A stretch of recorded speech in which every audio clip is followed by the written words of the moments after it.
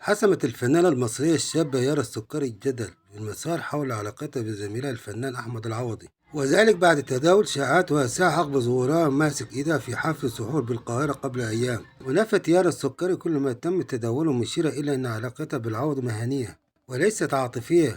وخلال حديثها فيه عبر منصات التواصل الاجتماعي في اليوتيوب، أكدت الفنانة المصرية قوة العلاقة المهنية بينها وبين أحمد العوضي، مشيرة إلى أن ترابطهم الفني وانسجامهم أمام الكاميرا قد يكون سبب رئيسي لترويج الشائعات.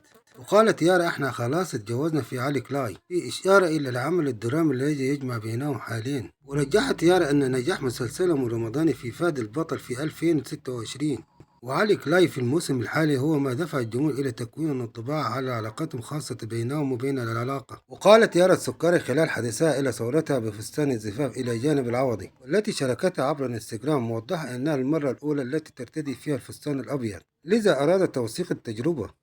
يذكر أن مسلسل علي الكلاي من بطولة أحمد العوضي دور يارا السكري وعصام السقا وطارق الدسوقي ورحمة محسن وانتصار، ومن تأليف محمود حمدان وإخراج محمد عبد السلام، بعد تعاونها السابق مع العوضي في مسلسل فهد البطل خلال رمضان 2025.